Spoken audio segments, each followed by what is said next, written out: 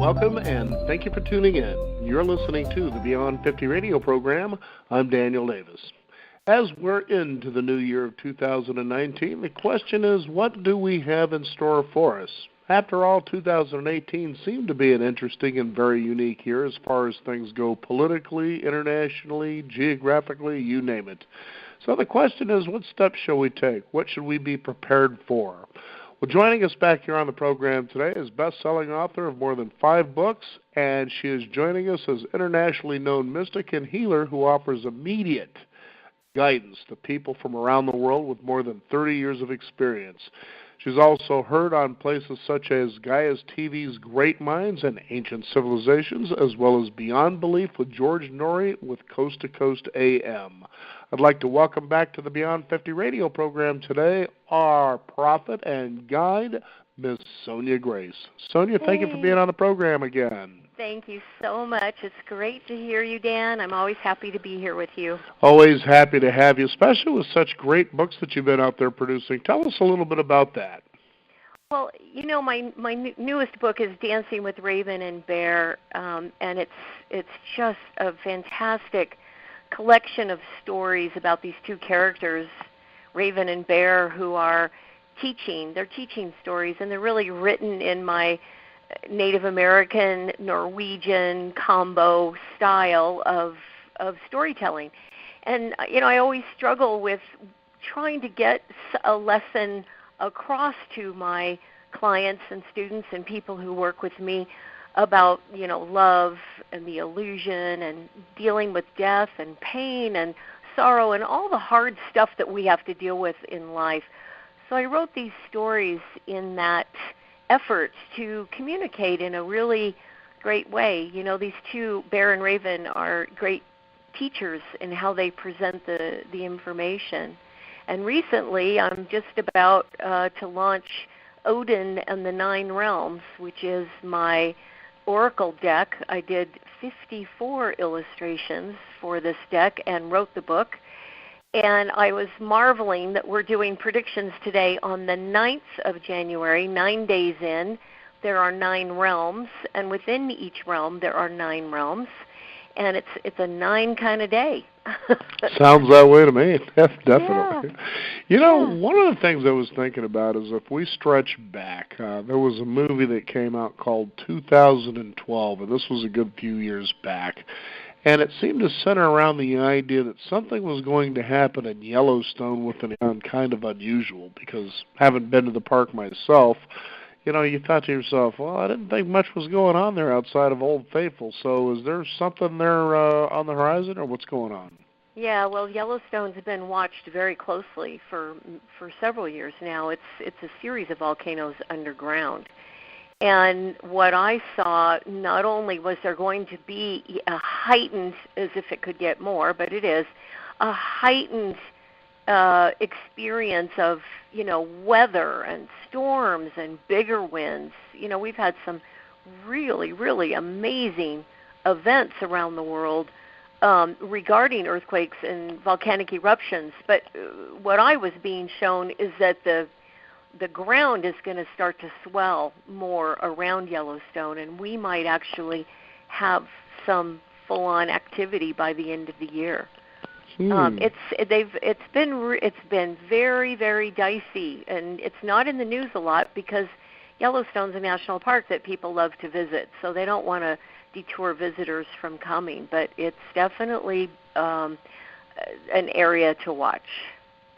So certainly, though, if anything major is going to happen, my best guess is people are going to probably have a pretty good heads up without, you know, having to worry about being there when something does happen.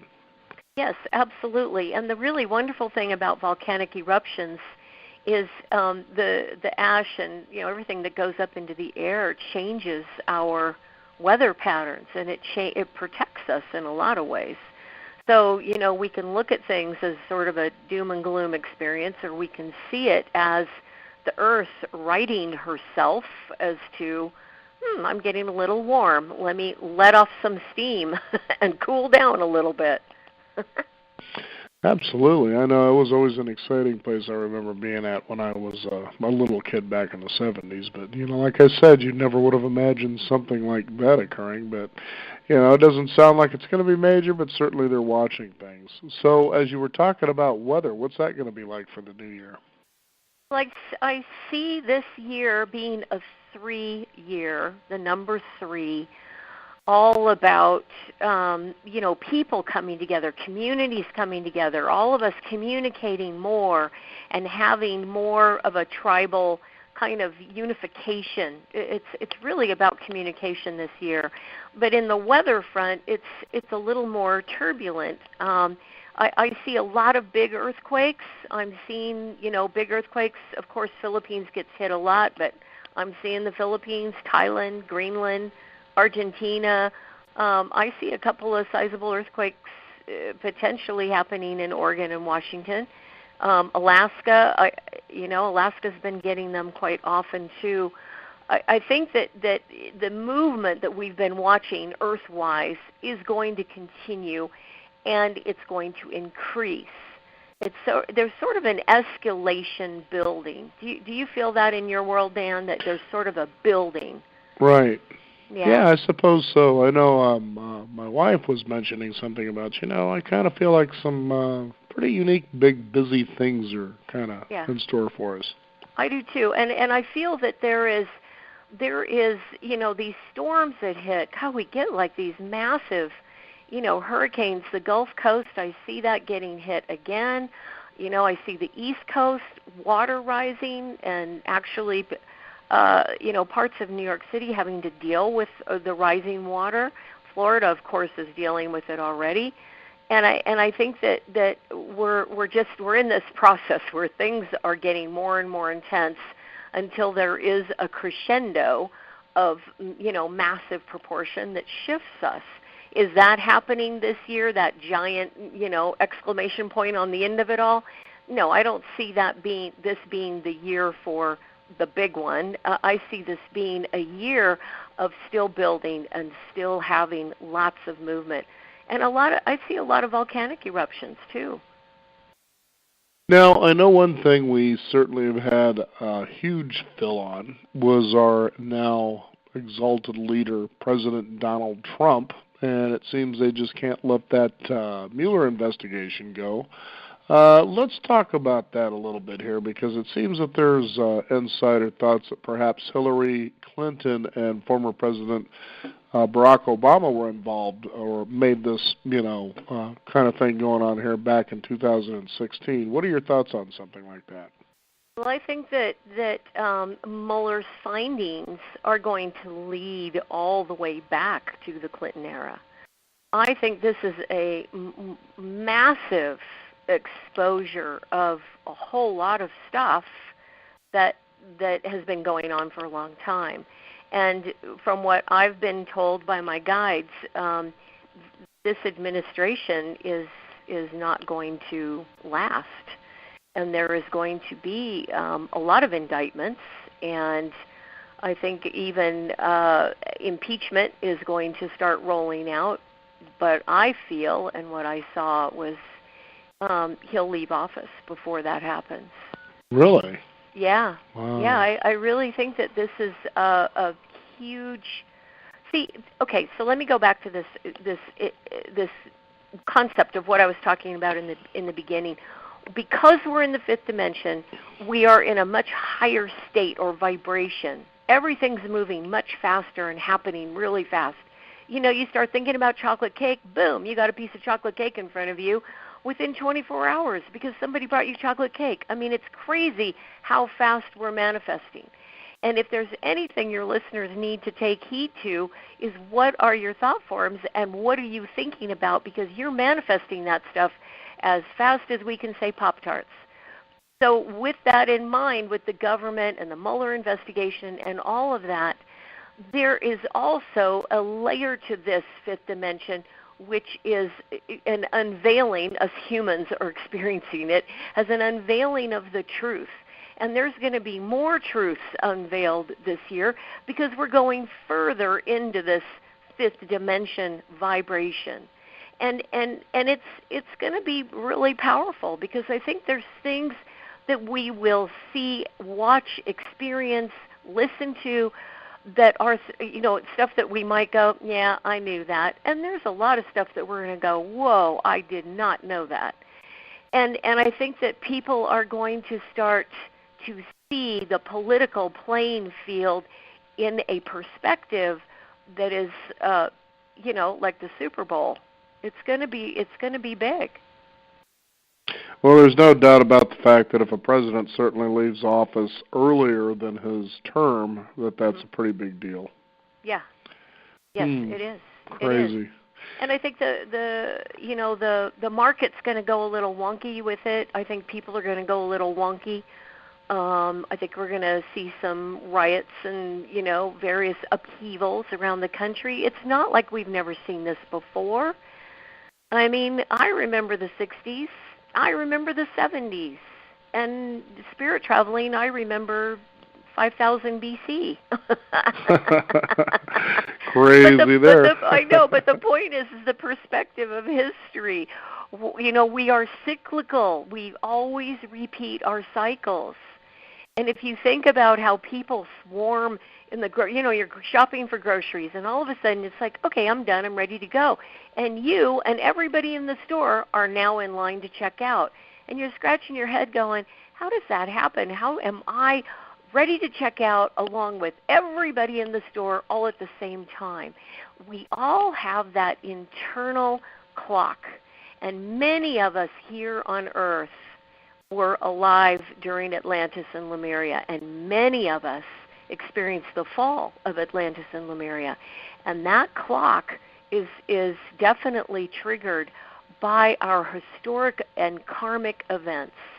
So if you notice people all having sort of similar feelings and similar responses to things, it's because we are dialed in to an internal clock. And I'm not predicting, the end of the world or the end of civilization, but I am predicting that we are on track, that as a species we are responding to things much in the way that we have throughout history. And it's crazy, too, because you're right about, I've had those kind of experiences where you literally almost feel like, well, an interesting point was I was just kind of thumbing through my television streaming channels, and there was a particular movie I was thinking about that's kind of one of them off-rare sort of a situation kind of movies, and that was just yesterday, and there it was. It popped up on one of the channels. I'm like, what are the odds of that? I was just thinking about that, and it seems like that's been happening quite a bit in the last year or so. So when it comes to, like you said, manifesting or the idea of a thought becoming a reality very quickly, I kind of just felt myself scratching my head like, what's going on here? Well, and the future is now very much in a liquid state. It is constantly morphing and shifting and forming. But the one thing, that all of your listeners can really depend upon is the cycles of humanity. And if we go back in history and look at the things that we've been through and the cycles that we've repeated over and over and over again, we're simply in another cycle. And we're coming around. The Earth does the same thing. She's very cyclical, and she goes through her cycles. Ice ages are very common in the history of the Earth. And I believe that all this warming on the planet is her effort to really get ready for another ice age. Now, in our modern world with all our technology, we're like, what? What do you mean an ice age? Does that mean I have to move to Mexico? I mean, yeah, it might, but will we survive that? That's an interesting thought too. And sometimes I feel that the things that are going on with the planet are really the basis of why scientists are scrambling and working very hard to establish off-planet living situations like Mars. Speaking of things such as this warming and then a potential ice age, you talked about that before, and it does feel like the winters in particular places seem to be a lot colder. But what other kind of activity do you expect the Earth to go through in 2019? Well, I think that aside from the earthquakes and volcanic eruptions that I talked about, I think that there's going to be some pretty big storms and hurricanes, tornadoes, that kind of thing. And I think it's going to, shake us up a little bit because we, we're fairly complacent as a species, and we get really comfortable. And, all it takes is, watching a good episode of, I don't know, some favorite show that you have where people migrated and moved around and were tribal. We don't live that way anymore. And if we did, we would certainly be living more in tune to what's going on the earth, because people knew they were connected to the planet. They knew instinctually it's time to go. We got to pick up the whole camp and move. And now we don't do that. We have our homes, we have our mortgages, we have our jobs, we stay put. And like the poor people on the Gulf Coast, they got hit by, these horrible hurricanes, and it's probably going to happen again from what I'm seeing this year. And, I think at some point we have to face the fact that people may have to pick up and move. The water rises enough in Florida and on the East Coast, people will have to pick up and move. Speaking of moving, I was going to say in the last couple of years we hear a lot about Brexit and the state of the United Kingdom. Tell us about that. Well, what my guides told me is that, although that's been a bit turbulent, I think it's going to not come to fruition. I see that not happening this year. I also see a change in the monarch and potentially a sort of a new, like a lift of the whole United Kingdom. Like the whole United Kingdom is going to go, and get this great lift. I think it's going to be a good year, a really good year for England. Okay, that's encouraging to hear. How about the health of people overall? What do you see there? Well, that's interesting. I see a lot of things coming to people in terms of cures. I think that there is going to be a significant step up to curing cancer, and a lot of different cancers. I also feel that there's going to be a big breakthrough with eye diseases and all kinds of stuff that we've been dealing with for glaucoma. We've been dealing with this stuff for a long time. I think that we're at that place now in science that this year, 2019, is going to be the biggest platform ever for some of these breakthroughs to happen. And that the way that cancer is treated is going to completely shift in the course of 2019. I also see that people are getting knee replacements, hip replacements, shoulder replacements. I mean, we are becoming a bionic race, and I see a development of these parts being computerized in a way that you can adjust, monitor, and shift whatever through your computer. Well, that's a lot more encouraging than the alternative, which is the idea of cloning another self, if you will. Mm-hmm. And I say that because I remember back in the very late 70s, during the 1970s, they used to create a lot of surreal documentaries that I used to enjoy watching, about UFOs, Bigfoot, so forth and so on. And one night I was watching one of these, and it kind of led into, the future, for instance, and the idea of cloning and cryogenics working together, and the idea that, we can actually clone another you, kind of freeze that other you, and whenever you need spare parts, basically, here's this other you that we could use. Mm-hmm. And at first I'm thinking, as a naive young teenager, wow, that sounds pretty cool. And then the next scene after they got done kind of leading you in that direction is all of a sudden you see, like mannequins missing arms and legs and so forth, and they're in this dump. and this bulldozer's pushing the dirt.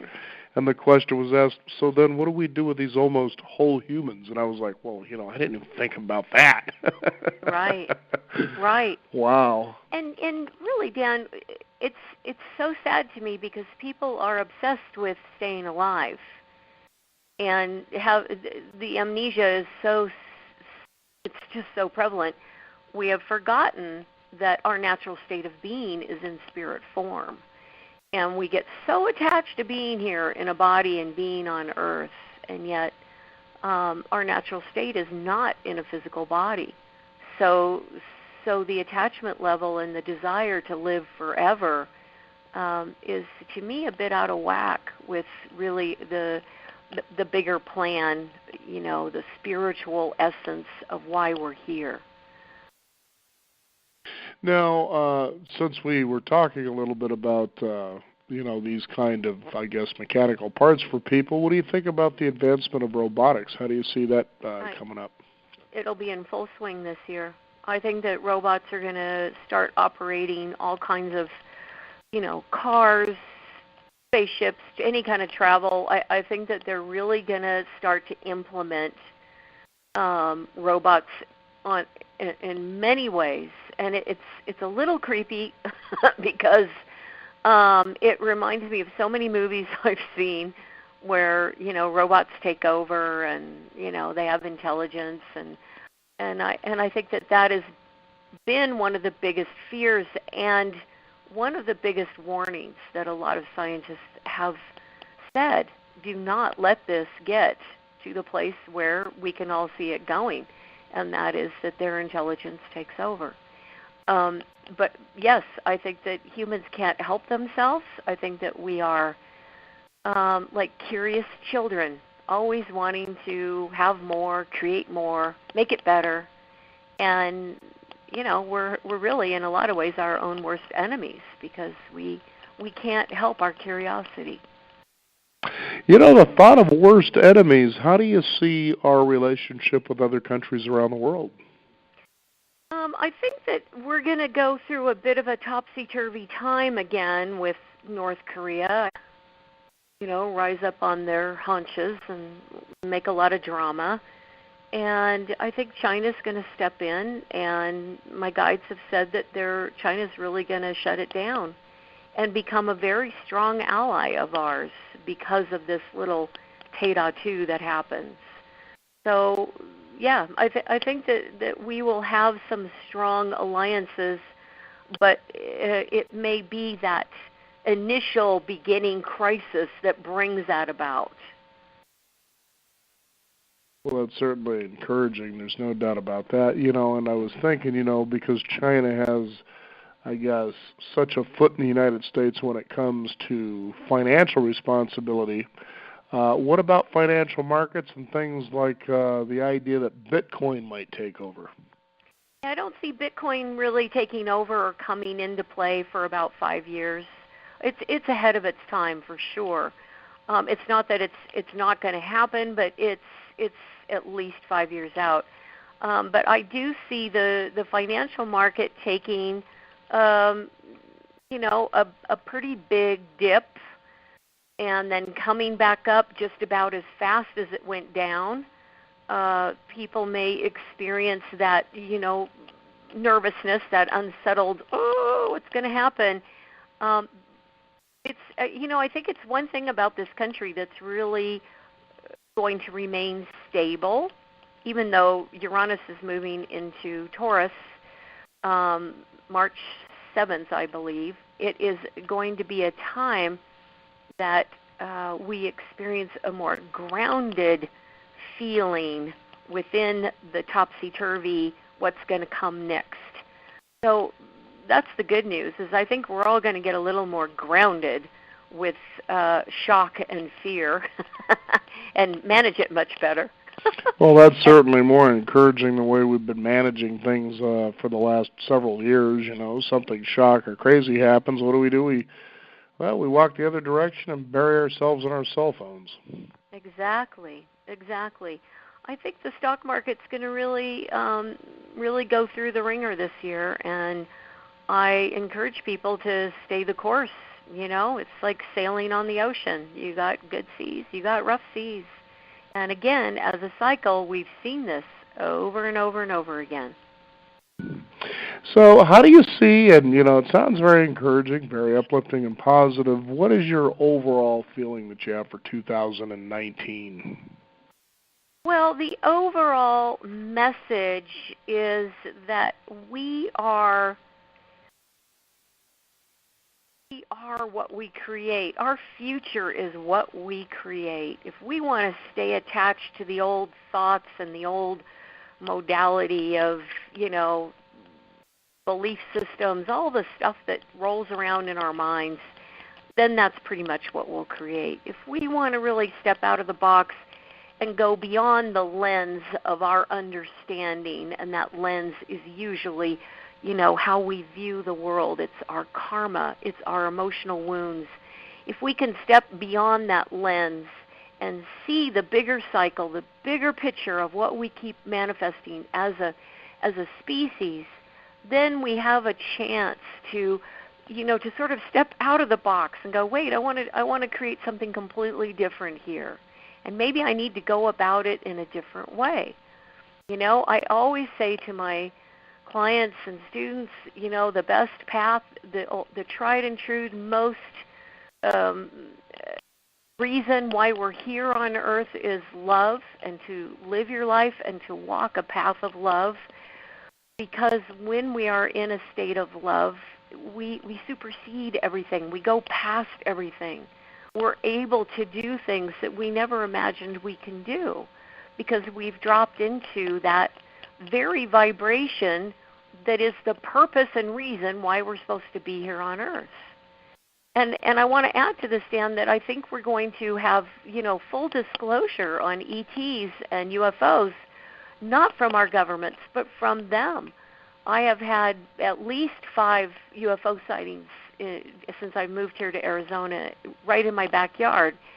And I'm hearing from people all over the world of massive sightings. And I think that the fact that there's life in the universe is going to become a hard fact with people this year. I think we're going to have full disclosure from them, not from the government. Well, I'm certainly feeling encouraged that they wouldn't do it through the government because they've already proven, with the aliens we have down here already. Small pun intended with Mexico and everywhere else, but the idea that they just haven't handled those kind of relations very well. Right. And I think that there's a great deal of influence by the ET community on Earth already that is not known by most people, and it's really interesting for me to watch the different layers of consciousness and awareness operate and all cycle and all move about this Earth. And my hope is that in the end we all realize each and every day that we are connected, that we are in this together, and that we have to support each other and love each other, because if we don't, we're missing the whole point, why we came here. Well, absolutely, because what one person does affects other people, and other people who are affected affect others, and it becomes very systemic. So the question is, with each and every step, what step are you taking, and what is its ripple effect? And as you can become more aware of that and maybe more mindful, I'll tell you what, there's something I want to throw out there. We just watched this. It was on Netflix last night, and it was really a fascinating documentary. It was called The Bill Murray Stories. Mm-hmm. And what this is Bill Murray, almost like Bigfoot, if you will, tends to like to show up randomly at places, and kind of hang out and be involved. He might show up at a house and just wash your dishes. And at first, these were all things that, people thought, well, as Bill Murray would say, you might show up in a bathroom, cover your eyes and say, hello, it's Bill Murray, but don't tell anybody because nobody would believe you, kind of a thing. But basically what he likes to do is just hang out with people. And so that's what this was all about. And what was really wonderful about that is he, was the idea that, here's this guy that shows up, this actor, and he just lightens up a place. And he doesn't do it with the attitude of I'm a celebrity, enjoy my company with you in as much as I just kind of want to hang out with you guys. And it was really a neat documentary of the idea that he is the light which automatically allows others to be the same way. And that's exactly, when you watch this, you realize, I could be doing the same thing every day. I may not be Bill Murray, but I have that within me to help others whose days may not be so ideal, for instance. And it's pretty amazing when we start to give of ourselves, as you were talking about. That really has a systemic effect, in a small way that snowballs into something fantastically huge. Exactly. And I've always said that since we've moved into this fifth dimension, we are required to put ourselves in service. There is no other way of being in the world now. And I don't care if you're serving coffee at Starbucks or you're a CEO of a large corporation, there is some element of service that we have to be connected to in order for things to work out. And we can see the struggle for people to get into the mindset of being in service because, we just came from the fourth dimension, and we just came from centuries of being in the fourth dimension. So it's a hard transition for a lot of people to make. And if you look at the really young, little kids, the 2, 3, 4-year-old kids, babies, they're a whole different species. I mean, most of them are starseeds. Most of them have never had incarnations on Earth, and they have a completely different vibe, just like we did back at the end of Atlantis and Lemuria. So here's the cycle again. We're passing the torch to the kids, and I hope, as your story very well explained, that we can all see ourselves passing that torch in a good way. And if not, then what are we all doing this for in the first place? Yeah. It's going to be what we want to make it, and I think that this year is truly a year of people coming together and people being able to find those similarities, those connections, and have communication between each other. Because that's what I see that's really needed, and I'm glad that we finally arrived at this 3-year. I think last year as a 2-year was pretty tough.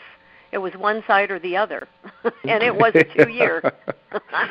When you come to the point that both sides are equally the same.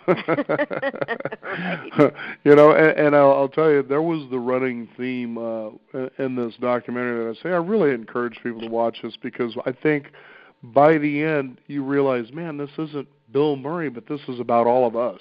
And that's what's really fascinating. He's like my favorite actor anyway, but the point being is, that we all find ourselves, as they were saying, that you'll find in life that you're up, and then you're down, and then you're up again, and then you're down, but that you come to a point that it's all okay. That's right. That's right. That it is all okay, because it's all a part of the human experience, and when we can get past the fact that, okay, I have some pain, and we start looking at the pain from, what is this pain trying to teach me? What is it trying to tell me? Rather than, oh, I'm just in pain, I need something to mask the pain. Then we start having a much different human experience on Earth.